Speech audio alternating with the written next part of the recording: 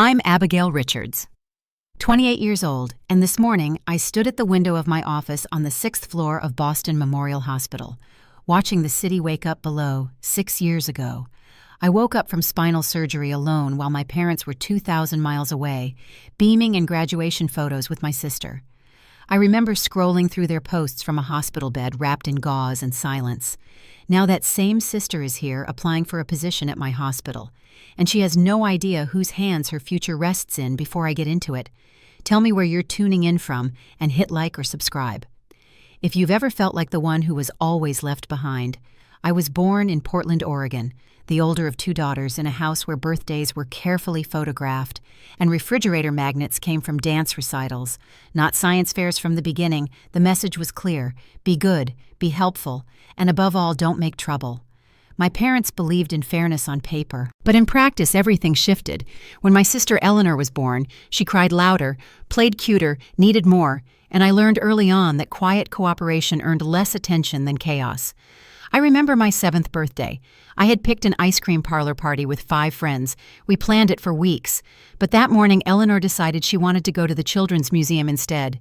Within an hour, the party was canceled, and I was following her around exhibit halls, holding my unopened gift. When I cried in the restroom, my dad knelt beside me and said, "If it makes your sister happy, it should make you happy too." The birthdays that followed were smaller or postponed. Her dance rehearsals always came first when I brought home straight, as they said. "We're proud of you." When she brought home BS, she got balloons and cupcakes. I didn't complain, not really. I just studied harder, pushed myself further, and decided early on that if no one noticed the effort, they'd at least see the results by 12. I had my first anatomy book. By 15, I was volunteering in the pediatric ward. I loved medicine even when no one asked about it, and when I got into a summer science program, I worked double shifts at the grocery store to afford it. My parents used the college fund on Eleanor's last-minute art trip to Europe. They told me I'd get scholarships anyway. They weren't wrong. I did during high school. My back started hurting, the kind of pain that comes and goes until it doesn't. By college, I was managing numbness and nerve compression, but every time I mentioned it, they brushed it off. "You're probably just tired. Eleanor's been having migraines again.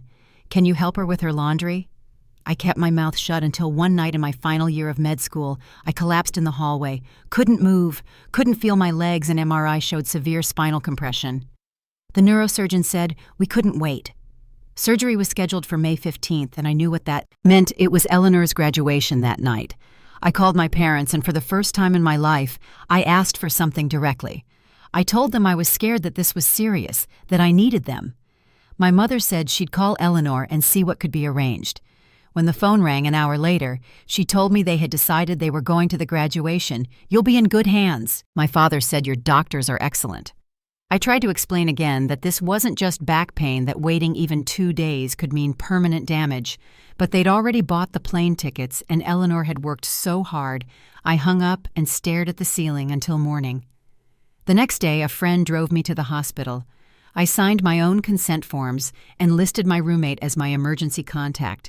When the nurse asked if anyone would be joining me, I told her no. The surgery took over 7 hours. There were complications. They had to fuse more of my spine than planned. I woke up to pain. I can still feel if I close my eyes, and beside me, empty chairs. Rachel, the nurse from earlier, stayed late, held my hand, checked my vitals, told me it wasn't normal to recover like this alone. She didn't say it with judgment, just quiet observation. And in that quiet, I made a decision. I would no longer build my life, hoping for their presence. I would build it around their absence. Eleanor's graduation posts had already gathered dozens of likes by the time I was fully awake in recovery. The pain was sharp, but not unfamiliar. What caught me off guard was the silence. No calls, no messages, not even a check-in from my parents. Just photos of champagne toasts and smiling faces I wasn't part of. Rachel, the nurse who'd stayed past her shift, helped me sip water and adjust the oxygen line near my cheek. She didn't say much. She didn't have to. I must have looked like someone who already knew the answer to a question she hadn't asked. The next morning, my parents arrived with graduation cake in a paper box and a wilted bouquet from the hospital gift shop. My mother set it beside the monitor with a soft smile. "We came as soon as we could," she said. My father added, "The brunch ran longer than expected, and traffic out of the airport was a mess." I didn't say much. I just stared at them. Something in my chest felt different, heavier but settled somehow. "I'm being discharged tomorrow," I said. "My roommate's driving me home." My mother blinked. "Don't be ridiculous. You'll need help at home. You mean like I needed help during surgery?" The words left my mouth before I even realized I was saying them. The pause that followed stretched too long. Walter looked down at his hands. "Abby, you're an adult." "Eleanor needed support that day. You've always managed fine. I needed you." I said it evenly. I asked. For once, I actually asked.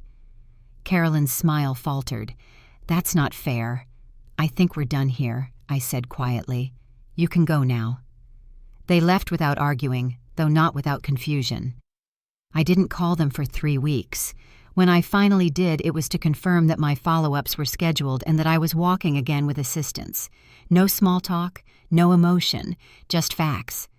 The days after discharge were a blur of physical therapy appointments and long naps interrupted by pain. Rachel stopped by sometimes, checking in on her way home from shifts. She brought soup and handled the kind of small tasks that somehow feel impossibly big after back surgery. Once, as she helped change the dressing on my lower back, I asked her why she kept coming. "My brother passed when I was 14, she said. "Leukemia." One nurse stayed with us after her shift ended, made everything a little less awful. I told myself if I ever made it through nursing school, I'd do the same. By the time I was walking again, I had already turned down 3 residency offers near Portland. One was from a top program close to home. But I wasn't looking for proximity anymore. I was looking for space. Boston Memorial had been on my list since undergrad. They had a competitive neurology track, and the chief of neurosurgery had published research I'd cited in my thesis. I moved to Boston 3 months post-surgery, still sore, still waking with tightness along my spine, but ready to begin. The first few weeks were grueling. Rounds started before sunrise. The hospital corridors felt endless, but I had Rachel nearby now working on the post-op recovery floor. We got coffee before shifts. Sometimes she dropped off groceries when I was too exhausted to cook. Her presence made the cold city feel smaller. Dr. William Harrison, the neurosurgeon I'd admired from afar, turned out to be as intense as his papers. He also remembered my application, specifically the note I'd included about having undergone a complex spinal fusion. The best doctors, he told me once during a consult, are the ones who remember what it feels like to be the one in the bed. He offered me chances the other residents didn't get. Extra cases, more time in the OR. I stayed late, took detailed notes, assisted on procedures the others found too meticulous. While they grumbled about 80-hour weeks, I was grateful just to be walking. I didn't talk to my parents much. They never visited. Said Boston was too expensive. Still, they managed to fund Eleanor's trips to Australia, Thailand, and one short stint in culinary school before she decided cooking was too intense. Sometimes she called, usually when she needed something. She was between jobs again, or wondering if I knew anyone hiring in hospital admin. I answered politely, but offered little. Our conversations were short. Years passed that way.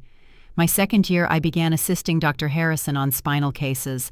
My third year, I published research on disc degeneration. I built a life, a real one. Colleagues like Dr. Chun and Dr. Wallace became the kind of friends who showed up without being asked. I spent holidays at the Harrisons' house when I didn't want to be alone. Rachel was family in every way but blood. Then Dr. Harrison stepped down. At 37, he became the youngest hospital director Boston Memorial had ever had. His first act was to promote me to chief resident. I was stunned. "It's not just your clinical record," he said. "It's the way you care about people. You see the patient, not just the chart." The job came with more responsibility, more visibility. I rolled out pre-surgery support protocols that were adopted hospital-wide. My work started getting noticed outside Boston. I was invited to speak at conferences. Medical journals requested interviews. And through all of it, I rarely spoke of my family. The few who asked knew not to press. Until one afternoon, sitting at my desk, an email from HR appeared with the subject line, "Candidate Review, Admin Position." I opened it without much thought, scanned the shortlist. My eyes stopped on the third name, Eleanor Richards. I stared at the photo attached, her smiling face framed perfectly, business suit, makeup, flawless. I read the opening of her application. Inspired by my sister, a dedicated physician at Boston Memorial, I've pursued a career in patient-focused healthcare. The words blurred. I leaned back in my chair and closed my eyes. The sister who hadn't called during recovery, who posted selfies while I was learning to walk again. Now she wanted to join the hospital I had built my life around. Rachel appeared in the doorway just then, holding a clipboard. "You okay?" she asked. I nodded. "Yeah, just old history showing up in a new folder." Rachel didn't press. She never did. She just tapped the door frame once with her knuckles. "Coffee in 10. "Yeah," I said. "I'll be there." But I wasn't. I stayed at my desk for another 20 minutes reading Eleanor's resume over and over. By the time I finally stood, the only thing I knew for sure was that something was coming. And this time, I wouldn't be caught off guard. When Rachel and I crossed paths the next morning, she didn't ask anything about the email. She handed me my usual coffee, glanced toward the elevator, and said, "Long day ahead." I nodded. We both knew it was more than that. I made it to my office with just enough time to scan Eleanor's resume again. The credentials were technically accurate. I remembered her brief stints at various hospitals, Seattle, Phoenix, Chicago, but the descriptions of her achievements read more like press releases than honest summaries. The most surprising part wasn't the exaggerations. It was the line in her personal statement claiming her passion for healthcare came from watching my sister serve patients with compassion and purpose. I had never known Eleanor to show any interest in my work. If anything, she avoided it. But now it seemed convenient. A knock on my office door snapped me out of it. It was Dr. Daniel Phillips, the new hospital director. He had replaced Dr. Harrison when he moved into the executive role last year. "Abigail," he said, stepping inside. "HR mentioned your sister's name on the candidate list. I wanted to make sure you're okay with the process." "I've already asked Diane to recuse me from the initial interviews," I said. "She should be evaluated like anyone else." He nodded. "Your input will still be valuable during final review. This role will work closely with surgical teams." "I'll remain objective," I said.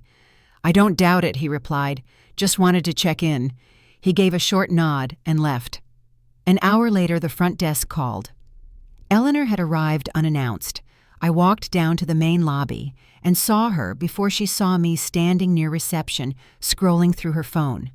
Her posture was confident, polished. She looked around like she was touring a space she already believed belonged to her. "Surprised," she said when she saw me. She moved toward me like we were old friends. "No hug, Eleanor," I said, keeping my tone even. "I wasn't expecting you today."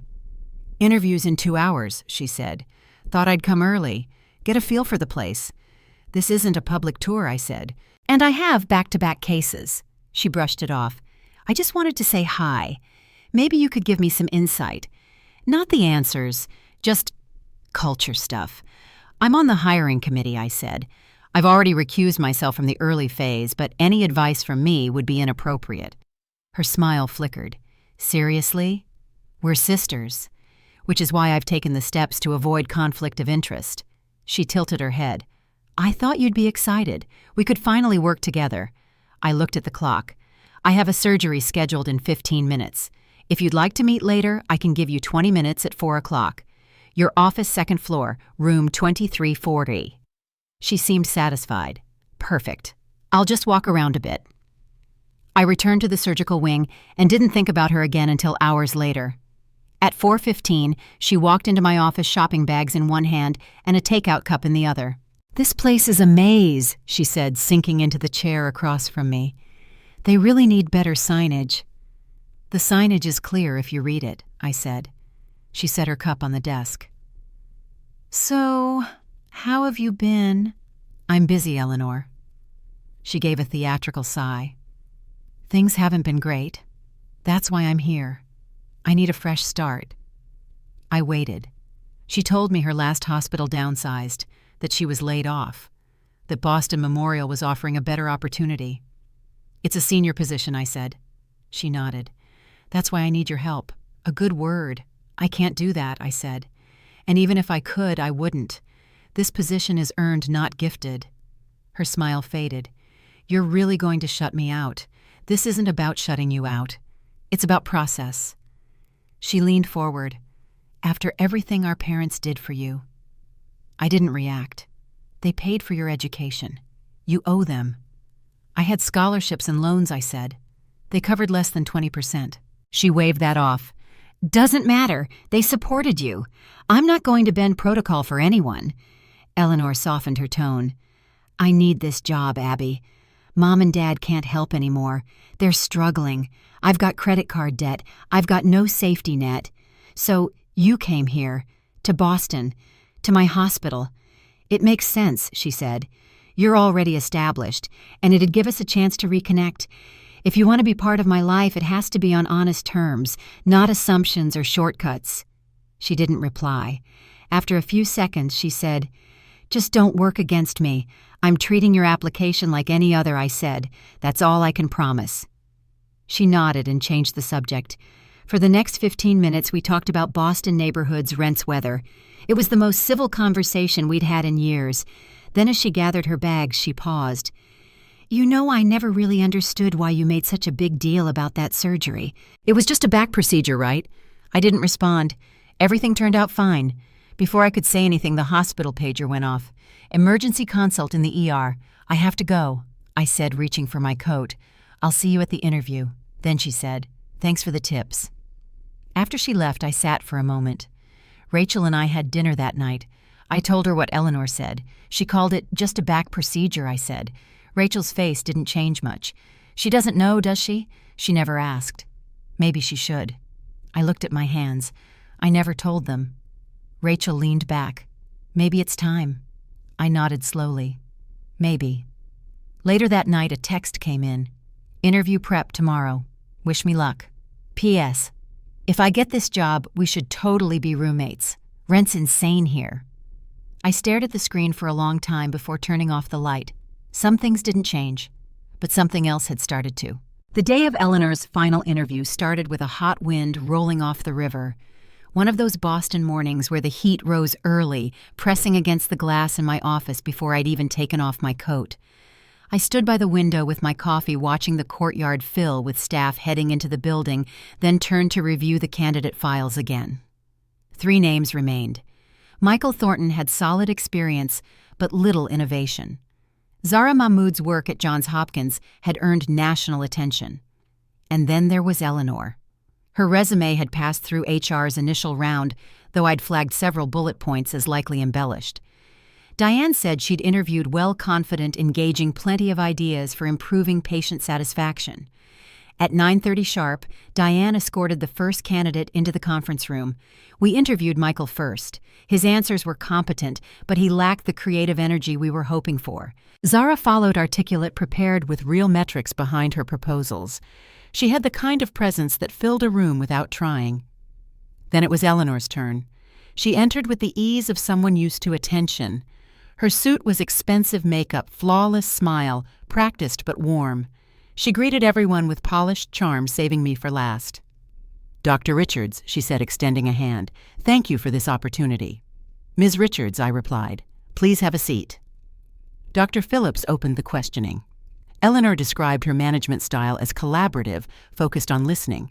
She gave an anecdote about resolving conflict between nurses and admin staff in Seattle. I made a note to check the accuracy later. Dr. Patel asked about experience coordinating with medical teams. Eleanor answered smoothly, mentioning a pilot program she claimed to have led. I recognized the title. It had been implemented years before she worked at that hospital. When it was my turn, I kept my tone neutral. "This role involves supporting patients during vulnerable moments," I said. "How do you balance administrative efficiency with emotional care?" She met my gaze, then began. "That balance is something I learned early. Watching my sister, Dr. Richards, care for patients taught me that behind every chart is a human being with fears and needs." Her voice didn't waver. I made no expression. "In my last position, I created a feedback loop between departments and patients that raised our satisfaction scores significantly," she continued. "It started with simply listening. I nodded once and asked, if a patient experiences complications and feels dismissed, how would you address it?" "First, I'd make sure the patient feels heard," she said. Validation is key. Then I'd coordinate with medical staff to clarify information and ensure a response. No patient should feel alone.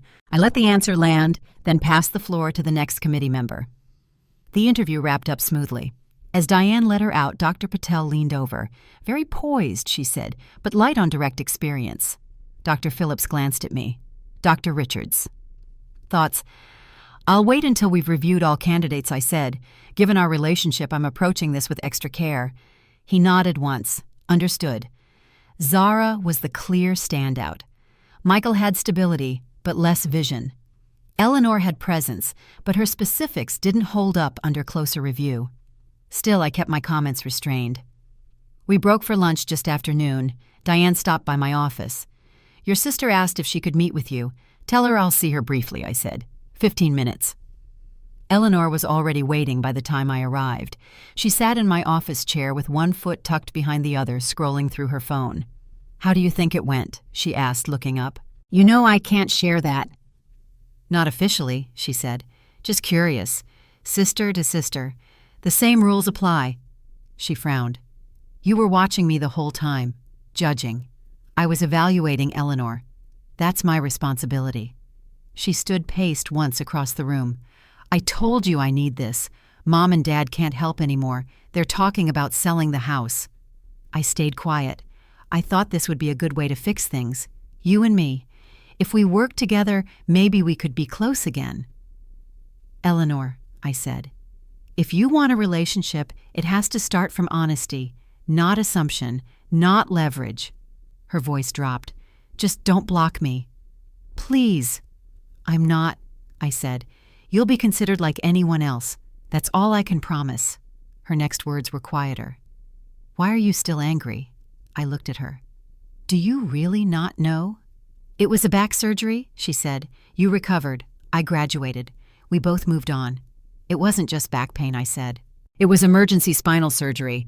I almost lost function in both legs. There were complications. My blood pressure dropped twice during the operation. She looked uncertain. Mom and Dad said you were being dramatic. You never asked what happened. Not once. I was busy. It was graduation. I spent 7 hours in surgery. I spent the next 2 weeks learning how to sit up again without collapsing. She folded her arms. You seemed fine when we saw you at Christmas. 6 months later, after therapy, after pain management, after Rachel sat with me the night of my surgery because no one else came. Her eyes narrowed. Rachel. The nurse I nodded. She stayed. You didn't even call. There was a knock at the door. Rachel stepped in. Sorry to interrupt, Dr. Richards. We've got a post-op in 412 showing signs of hypotension and possible cord compression. I'll be right there, I said, grabbing my coat. Rachel's gaze shifted to Eleanor.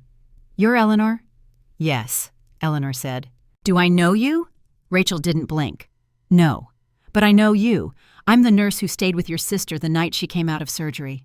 The one your family didn't visit. Eleanor's mouth opened slightly. I didn't know. She never told us. I stayed because she had no one, Rachel said. She was 22, scared, in pain, checking her phone for messages that never came. Eleanor looked down. I've worked recovery for 12 years, Rachel continued. That wasn't routine surgery. That was trauma. I stepped forward. We're done here, Eleanor. I have to go. As Rachel and I walked down the corridor, she glanced at me. Too much, she asked. No, I said. She needed to hear it. By the time we stabilized the patient in 412, it was nearly 3 hours.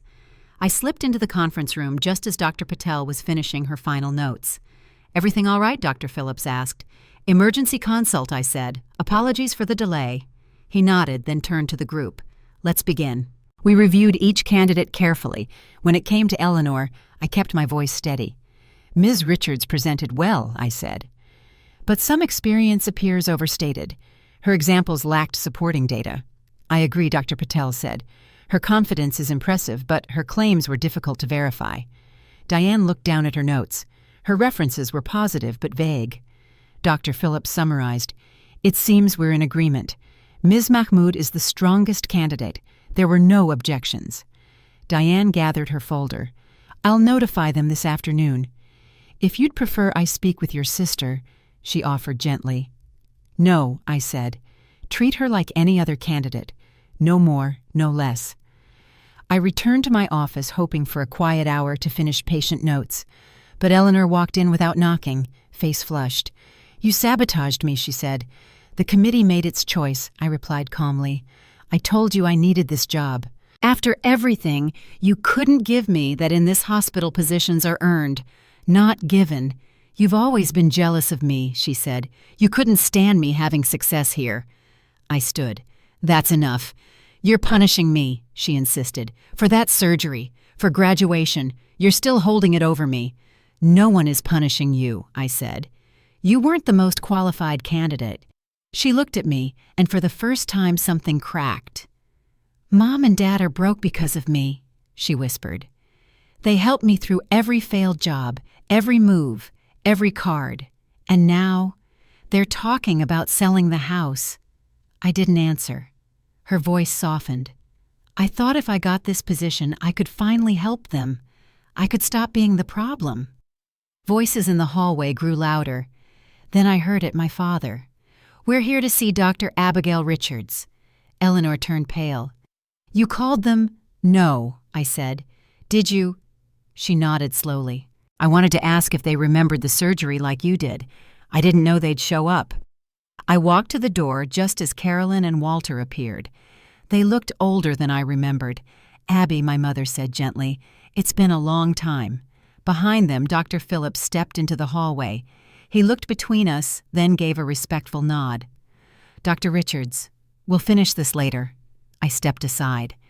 The personal and professional worlds I'd worked so hard to keep separate had just collided, and the conversation I'd avoided for 6 years was about to begin. The air inside my office shifted the moment my parents stepped through the door. My mother's eyes swept the room, landing briefly on the certificates on the wall. My father kept his gaze on the floor fingers tugging at the brim of his cap. Behind them, Eleanor lingered like someone unsure if she'd just won or lost something important. "Abby," my mother said first. Her voice was soft, careful. "We flew in this morning," Eleanor said. "She said we needed to talk." I gestured toward the chairs but didn't sit. "This isn't the time or place." My father cleared his throat. "We just want to understand what's going on. She told us the hiring committee rejected her application, that you didn't support her. She wasn't the strongest candidate," I said. "The decision was unanimous." "But she's your sister," my mother said, sitting down. "Family should look out for each other." "She got an interview," I replied. "She was considered like every other applicant. That is what fairness looks like here." Eleanor moved to the edge of my desk, arms crossed. "You told them about the surgery. That's what this is about, isn't it? You never got over it. You still don't understand?" I said, meeting her eyes. "You never did." My father looked between us. "It was a back operation, Abigail. You recovered. We were told it was straightforward." "You were told," I said, "because you never asked anyone who was actually there." Before they could respond, a soft knock interrupted. Dr. Phillips stepped into the room, eyebrows raised at the unexpected scene. "Apologies, Dr. Richards. I didn't mean to interrupt." "You didn't," I said. "We're just finishing up." Dr. Phillips glanced at the three of them, then back to me. "I'll speak with you about the Johnson case later." "Understood." As he turned to leave, Eleanor stepped forward. "Actually, Dr. Phillips, I think we should discuss the hiring process. There may have been some bias." He stopped in the doorway and looked at her evenly. "Ms. Richards, the selection process was conducted with full transparency. Dr. Richards disclosed your relationship and recused herself where appropriate. Her assessment was fair and objective." My mother stood, hands clasped tightly in front of her. "But she's in a leadership role. Surely there's room for discretion." "Family discretion." Mrs. Richards, Dr. Phillips said calmly. "Boston Memorial hires based on merit. That's why your daughter is here. Her skill, not her last name. I suggest you remember that before making further assumptions." My father's jaw tightened, but he said nothing. As Dr. Phillips exited, Rachel appeared behind him, holding a clipboard. She paused when she saw my parents. Her eyes met mine. I gave her a small nod. She stepped into the room. "Sorry, Dr. Richards. The Rodriguez family is asking to go over the discharge plan again. Tell them I'll be there shortly." Rachel turned to my mother. "I don't believe we've met. I'm Rachel Winters.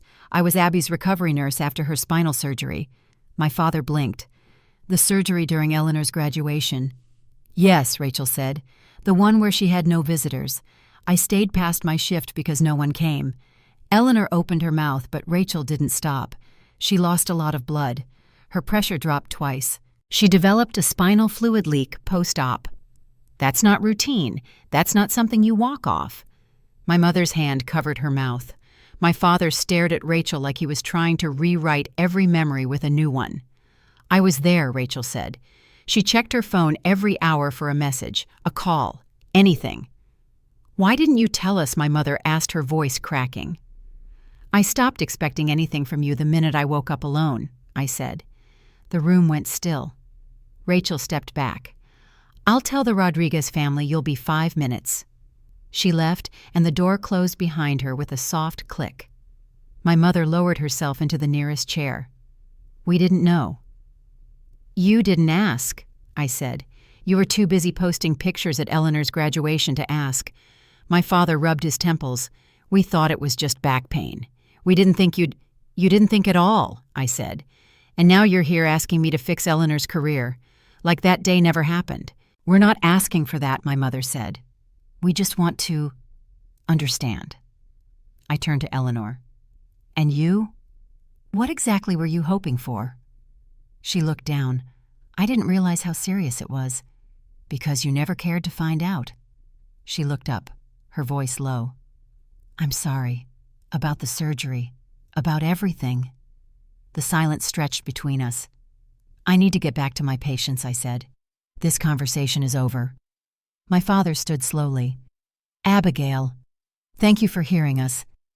As they walked out, Eleanor paused at the doorway. "Are there any other positions open? Not senior, just something entry-level." "There might be," I said, "but you'll have to apply the usual way." She nodded. "I'm not asking for help, just for information." "I'll send the links," I said. Rachel reappeared as soon as the hallway cleared. "Rodriguez family's waiting."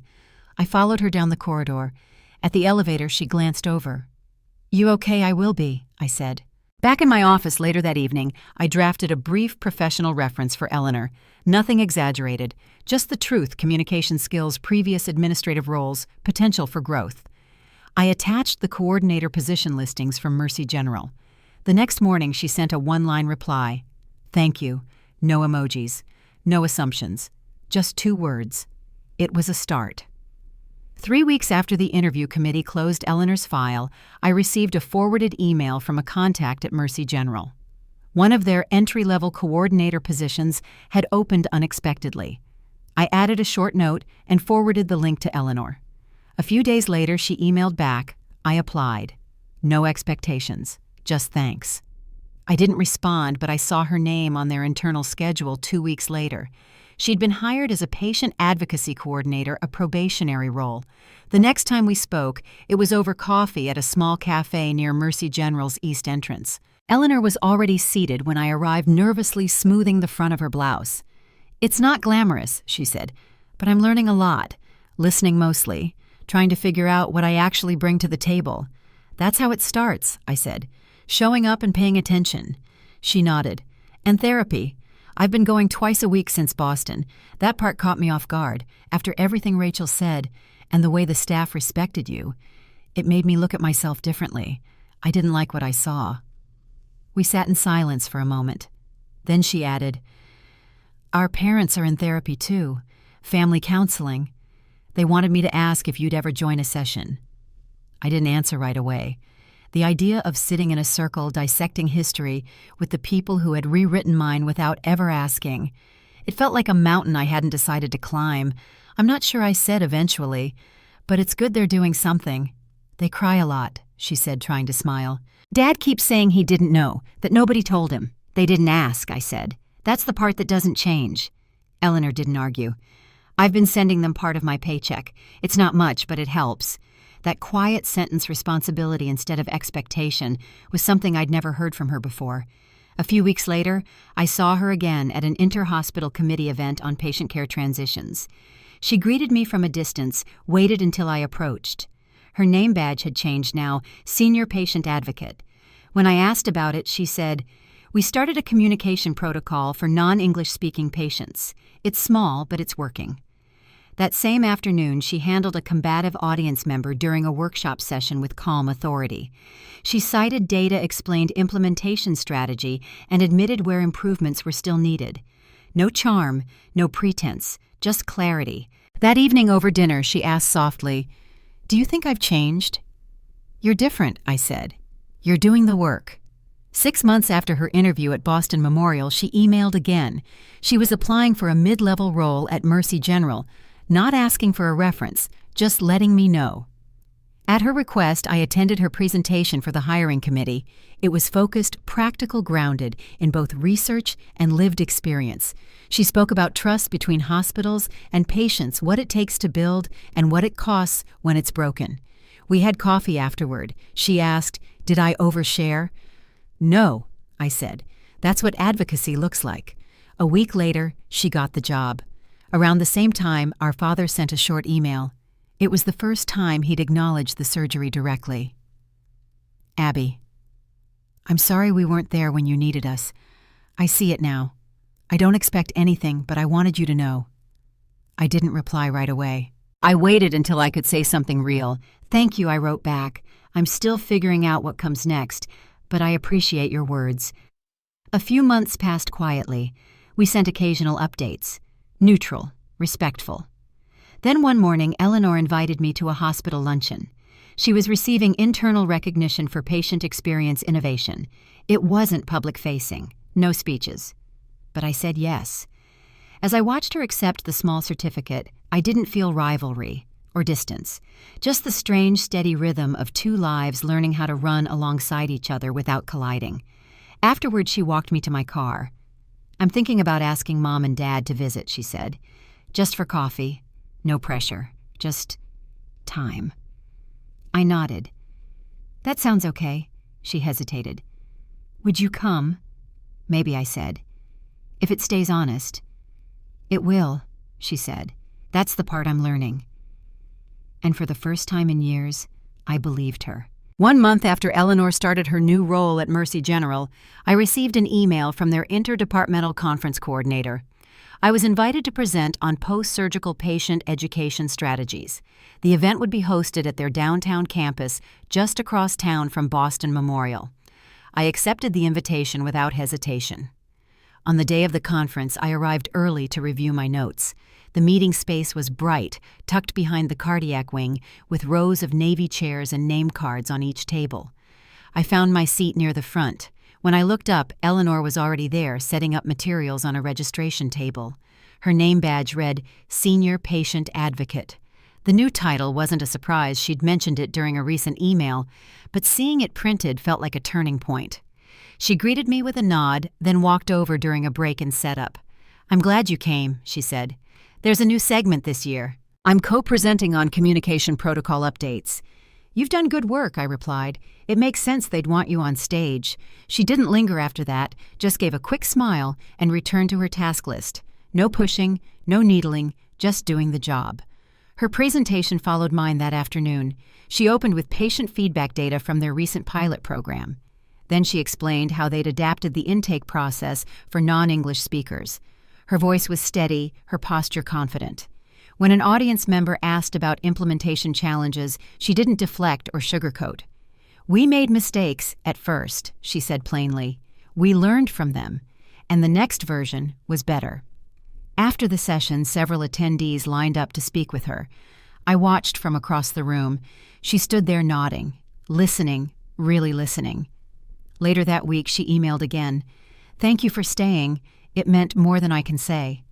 The next message came from my father, a formal note with an attachment. The file was a scanned letter, his handwriting dated and careful. "Abby," it began, "your mother and I have been reflecting during counseling. We understand now that we failed you during one of the most vulnerable times in your life. There's no excuse for our absence. We want to acknowledge the damage we caused not just then, but over many years. He didn't ask for anything in return." I sat with it for a few days, then wrote back, "I appreciate the letter.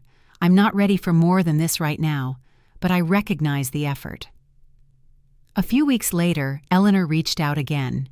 She'd been asked to chair a patient experience committee at Mercy General. It wasn't an executive position, but it came with visibility and responsibility. She said, "I don't know if I'm ready for it, but I want to try." "You'll learn," I said. "The trying is the important part." As summer turned into fall, we began exchanging more messages, mostly professional, occasionally personal, updates about work, glimpses of daily routines. One evening she mentioned our parents were planning a short visit to Boston. "They asked if you might want to meet them," she wrote. "No pressure, just coffee." It took me a day to respond. "Okay, 1 hour, public place, no surprises." We met at a quiet cafe on Tremont Street. I arrived early, took a table near the back. My parents walked in right on time. They looked older than I remembered. My mother's hair had gone silver at the temples. My father moved more slowly, as if age had finally demanded its due. "Thank you for coming," he said first. My mother sat across from me, folding her hands in her lap. "We've wanted to see you, but we knew it had to be on your terms." We ordered coffee, talked about work, skipped over the old wounds, and focused on neutral ground. No one brought up Eleanor. No one tried to explain away the past. As we stood to leave, my mother touched my arm gently. "Could we do this again sometime?" "We'll see," I said. "Let's just take it slow." Back at the hospital that evening, I told Rachel about the meeting. She raised an eyebrow. "Was it worth it?" "I'm not sure yet," I said, "but it didn't feel like a setback." She nodded. "Sometimes that's the best you can hope for." 2 months later, I saw Eleanor again at a regional healthcare roundtable. She was leading a session on patient dignity during transfer processes.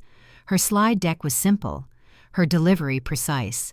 When a senior surgeon challenged her data, she didn't flinch.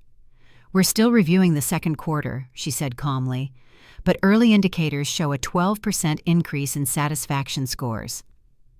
I watched her field follow-up questions with confidence I hadn't seen in her before. That night over dinner with James, I found myself describing the scene. "She's not the same," I said. "She's really working for it this time." He listened, then said quietly, "People change when they finally feel consequences." He wasn't wrong, but something else had shifted too. Eleanor wasn't just responding to pressure.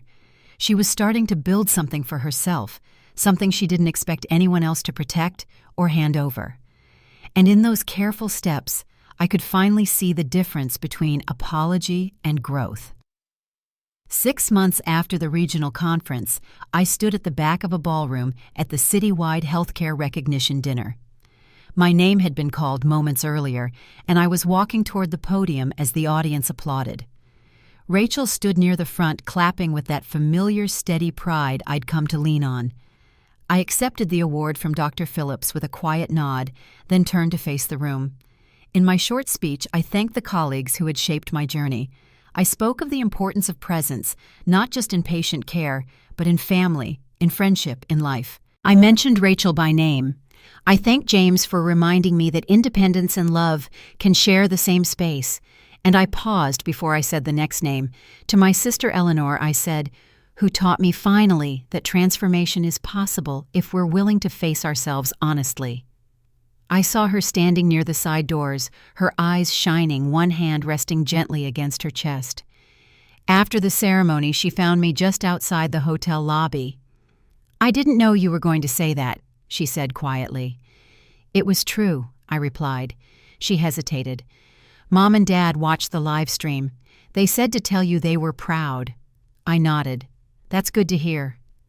We stood in silence for a moment, the warm hum of city traffic filling the space around us. Then she said, "I got the promotion, Director of Patient Experience. I didn't think I'd ever earn something like that on my own." "You didn't just earn it," I said. "You built it." That night, after everyone else had gone, I walked home slowly through the quiet streets, thinking of where the story began. The hospital bed, the empty chairs, the silence that followed. None of that could be undone. But in its place, something new had grown, a life shaped not by what others failed to give, but by what I chose to build. Not everything had been fixed. Some wounds stayed closed by scar tissue not healing, but they didn't ache the way they used to. Family, I'd come to realize, isn't defined by perfect history or bloodline. It's defined by who shows up and who keeps showing up even when it's hard. If you've ever rebuilt trust from the ground up or had to find your own voice in a room that once made you feel small, I hope you know this transformation is slow, sometimes silent, and always real. Thanks for staying with me through this story, and if it echoed even a little in your own life, feel free to share it. You never know who might need to hear they're not alone.